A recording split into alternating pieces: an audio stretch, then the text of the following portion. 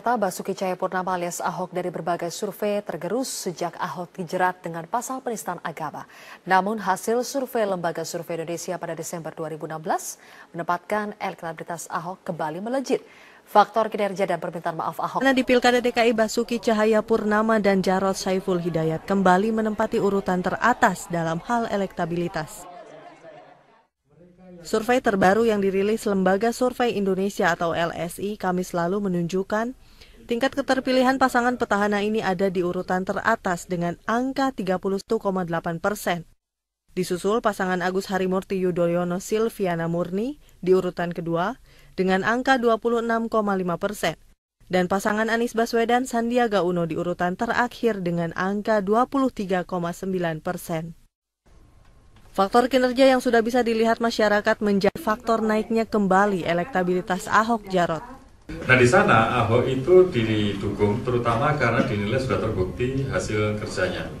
Nah, ini jumlah yang menilai hasil kerja itu penting, itu tadinya banyak, kemudian turun. Nah, sekarang ini sedikit naik lagi.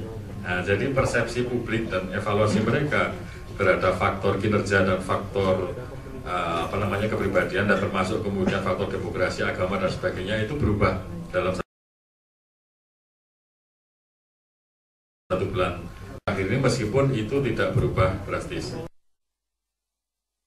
Pergerakan elektabilitas Ahok Jarot memang dinamis, sempat menyentuh angka 45,% dalam survei awal Oktober. Elektabilitas pasangan ini kemudian menurun drastis setelah Ahok ditetapkan sebagai tersangka kasus penistaan agama.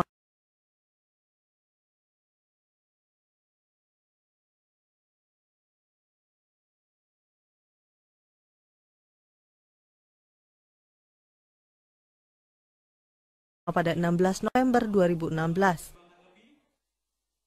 Survei nasional yang dilakukan pada 16 hingga 26 November 2016, elektabilitas Ahok Jarot ada di putaran. Dan ingat 15 Februari pemilihan kami tetap ikut. Ya, tolong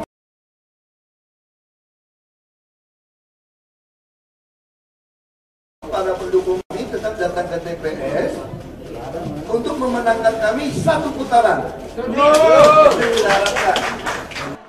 Masih ada waktu 2 bulan hingga Metro TV. Permohonan maaf Ahok dan pergeseran pemahaman bahwa Ahok tidak lagi dipersepsikan menista agama menjadi salah satu kunci kembali melejitnya elektabilitas Cagup Jakarta Basuki Cahayapurnama. Dalam sebulan, perubahan persepsi warga Jakarta berubah cukup signifikan. Ketika ditanyakan kepada 800 responden warga Jakarta, apakah Ahok telah menistakan agama dengan mengutip surat Al-Maidah ayat 51, hasil survei Lembaga Survei Indonesia atau LSI menyebutkan ada perubahan selama bulan November hingga Desember 2016. Pada bulan November, 62% warga meyakini Ahok menistakan agama. Namun pada bulan Desember turun menjadi 54%. Ketika ditanya kepada responden apakah ucapan Ahok tidak menistakan agama, 18% warga Jakarta yakin Ahok tidak menistakan agama.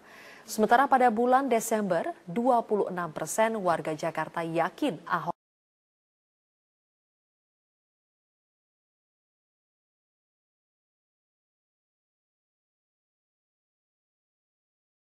tidak menistakan agama. Artinya ada kenaikan sekitar 8%. Ketika ditanya apakah Ahok menyampaikan permintaan maaf jika dianggap menistakan agama, 50% warga